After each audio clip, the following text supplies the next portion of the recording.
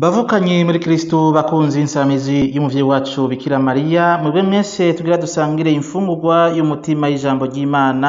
Kaze mwese abari hafi n'abari kure badukurikirana ku buhinga ngurukana bumenyi, murahawe ikaze. Ariko ku buryo budasanzwe ndasanganiye abatama n'abatamakazi bacu, abarwaye bakura uruhoza mu biganiro vy'insamirizi y'umuvyeyi wacu Bikira Mariya. Kaze bose.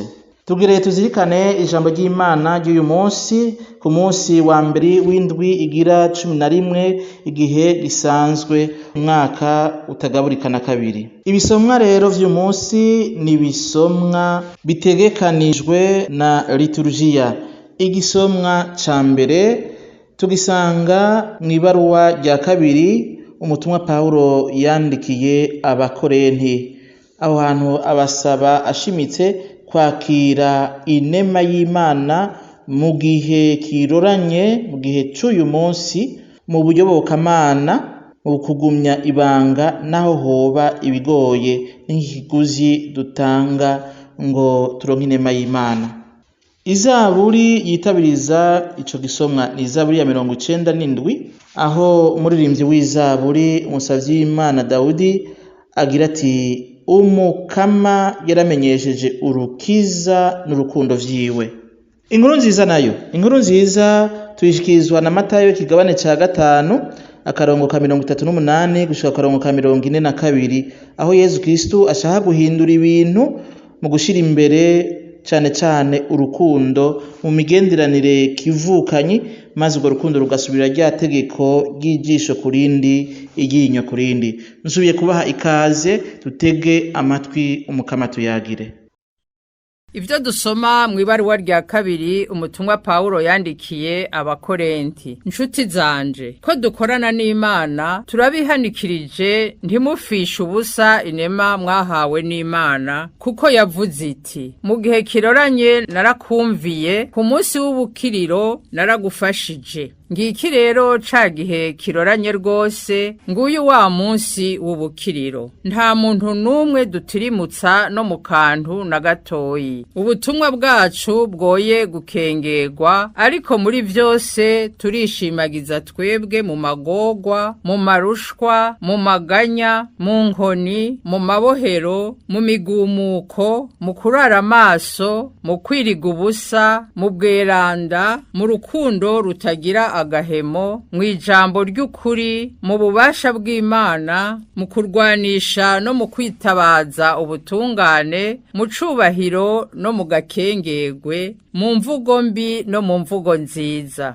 Baturavye nk'ababeshi tukaba imvuga kuri, nk'intamenyekana tukaba barurangiranwa, nk'abagiye gupfa mukabona turi bazima, nk'abahanwa ariko ntibatwice, nk'abijiriwe tukamana akanyamuneza, nk'abakene tugatungisha benshi, nk'abatagira ico batunze tugatunga vyose. Iryo ni ijambo ry'Imana.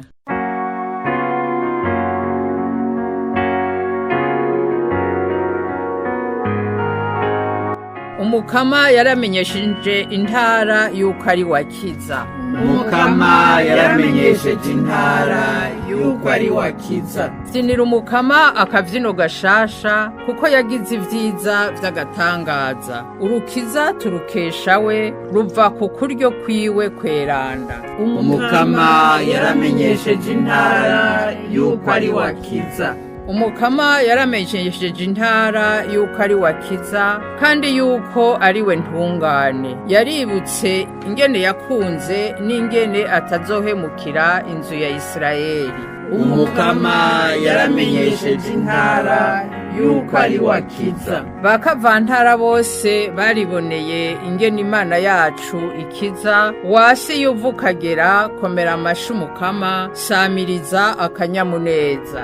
Umukama yaramenyesheje intara yuko ari wakiza.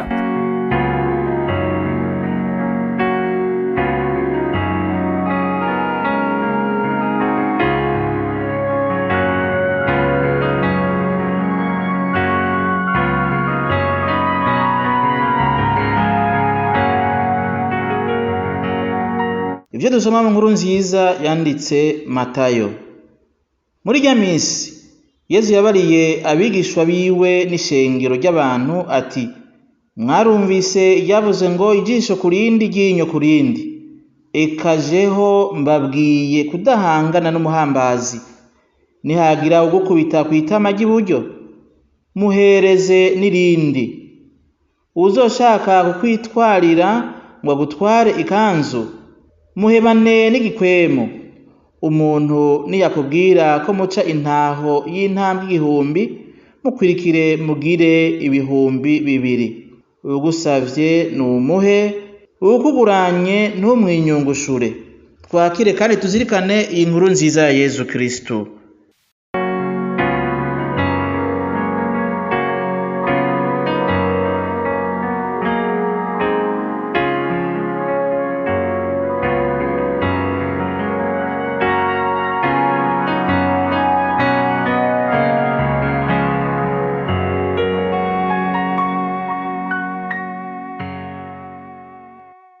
Bavukanyi bakunzi b'insamirizi y'umuvyeyi wacu Bikira Mariya, kuva Yesu atanguje ubwami bw'Imana ku isi, yaciye adusaba guhindura ukuntu tubona canke turimbura ibintu.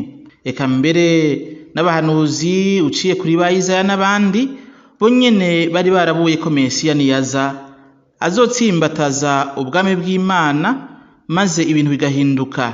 Ibigwanisho abantu bahora bagerana bakoresha mu kurwana nk'amacumu, inkota, amahiri n'ibindi, ko bizohinduka bigacugwamwo ibikoresho vy'uburimyi n'iterambere rishigikira ubuzima. None rero ubwami bw'Imana si ubwaguke bw'ubwami bw'isi. Amajambo y'Imana si urukurikirane rw'amajambo y'abantu.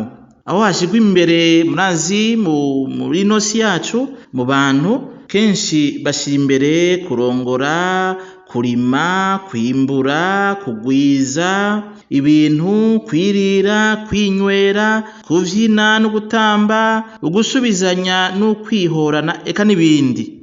Ubwami bw'Imana n'urukundo. Vyose haba mu mvugo no mu ngiro bitegerezwa gushimikira ku rukundo.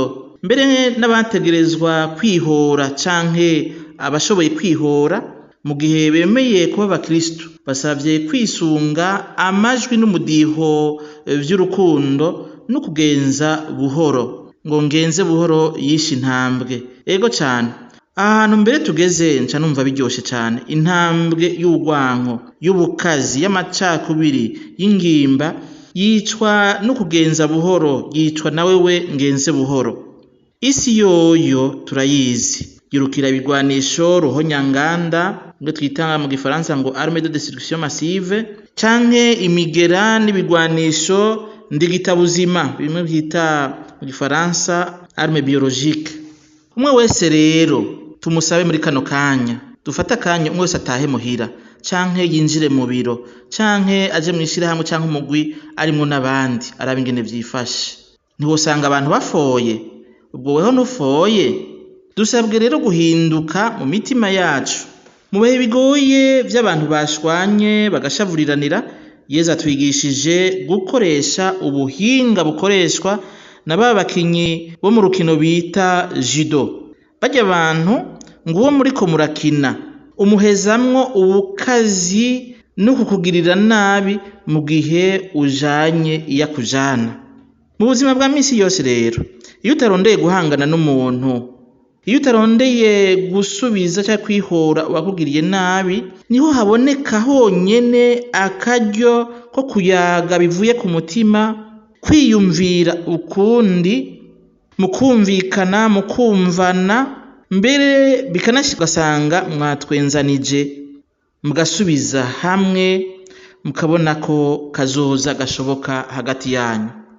Nuko rero icazanye Yesu Kristo ni kwari ugushigikira imigenzo n'ivyiyumviro vy'isi, imigenzo mibi n'ivyiyumviro bibi vy'isi.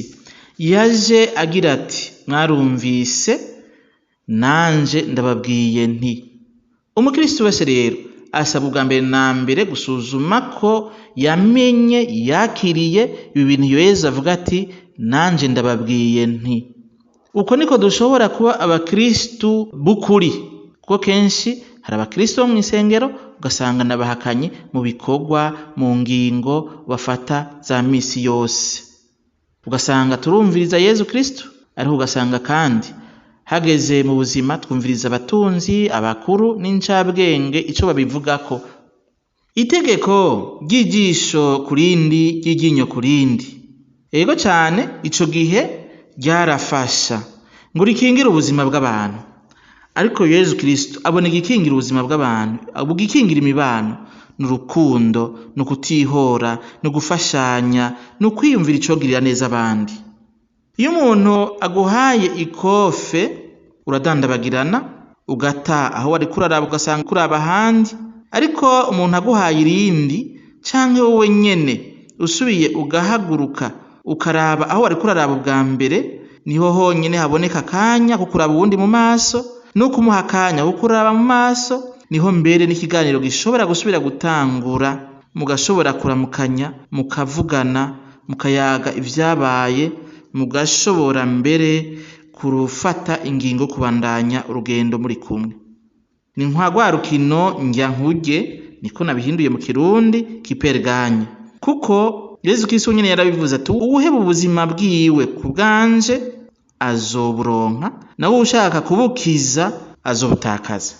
Ibiro bavukanye muca mwumva yuko bitandukanye n'ivyumviro vyo kw'isi. Bisaba rero guhinduka ukuntu twiyumvira, bisaba inguvu za mutima mweranda ngo ziduhindure twebwe nyene, zihindure ivyiyumviro vyacu, zidufashe. Dukeneye inema yo kwiyumvira neza abandi buno nyene, byo twita mu Gifaransa préjugé positif, préjugé favorable, nkuko Inyasi mweranda yabivuze, agira ati ubwo nibwo rukundo kivukanye. Yezu Kristo adusaba rero kurengana itegeko, gushika kure kwa rya tegeko, kurenga itegeko kumvise ijisho kurindi, iryinyo kurindi, maze tugakunda abandi, tukiyumvira ineza y'abandi, tukabitangira, tukarondera gutorera umuti ingorane zihanze twebwe na bene wacu. Yezu Kristo arazi ko amategeko akenewe, arazi ko n'amaburaniro za sentare bikenewe, ariko arasaba abigishwa biwe, abamukurikira, abitwa abakristo gukora ibijanye n'iryo zina, gutera intambwe y'urukundo. Nico ngo abandi bazotumenyerako ko dukundana. Kandi we nyene yarabitanze ko akarorero, igihe yari ku musaraba, imisumari ikiramutobagura imubabaza, n'umusaraba ubwawe nyene umubabaza, ati barekurire dawe, erega ntibazi ico bakora. Niko ukugira nabi abandi no kubihora no kutamenya ico dukora, kuko ni bibi cyane. Mwava mugira muti ntivyoroshe, ego ndabashigikiye mbere ntivyoroshe. Bisaba urugendo rurerure rwo kuyibohora inzigo, inzikira, tukabona neza yuko ineza idashoboka abandi ariko bagirirwa inabi. Kubabaza uwundi, kugirira nabi uwundi birababaza, kandi na twebwe biratubabaza, kuko ukugira nabi ni ukubura ubuntu. Ubwami bw'Imana rero burasaba ico kiguzi. Mu gusozera bene wacu, Yezu Kristo adusaba gusubira kwizerana, gusubira kwizera abaduhemukiye, abatugiriye nabi. Mbere nawe nyene yarabitweretse, asubira kwizera Petero, amushinga kuragira ubusho bwiwe. Asubira kwizera abatumwa, abarungika kwigisha inkuru nziza yiwe no gutanga ikigongwe ku bantu bose. Kandi turazi ko hageze igihe bakamuheba. Ibi bintu bavukanye bisaba urukundo rwinshi, kwishira mu kibanza c'uwundi, urukundo mbere novuga nti nta magara, amour vulnérable. Nivyo Padiri Marciali mweranda yise kugira umutima wagutse, umutima wigorera abandi, no mu gihe bituzanira uruhamo, kudategerwa, ukuvugwa nabi, ukuvumwa, kudashimirwa n'ibindi. Ivyo nivyo kwitanga ko inkuka ku ruhimbi rw'urukundo rw'Imana n'abantu, kwitanga k'inkuka ku gicaniro c'urukundo rw'Imana n'abantu, kwitanga kw'inkuka ku makara y'urukundo rw'Imana n'abantu. Mbifurije mwese rero mu miryango yanyu, abubakanye, abavyeyi n'abana, abavukana, nifurije abarundi bose muri politike, mu mibano, abarundi mu bwoko bwabo, mu ntara z'amamuko yabo, ndabipfurije mwese gutera intambwe ngo dukundane. Mwari kumwe na Padiri Jeremy Bukene ari muri diocese nkuru ya Bujumbura, nkaba ndabipfurije amahoro n'akanyamuneza vya Kristu iwanyu. Imana Data, Mwana, Mutima Mweranda nibahezagire.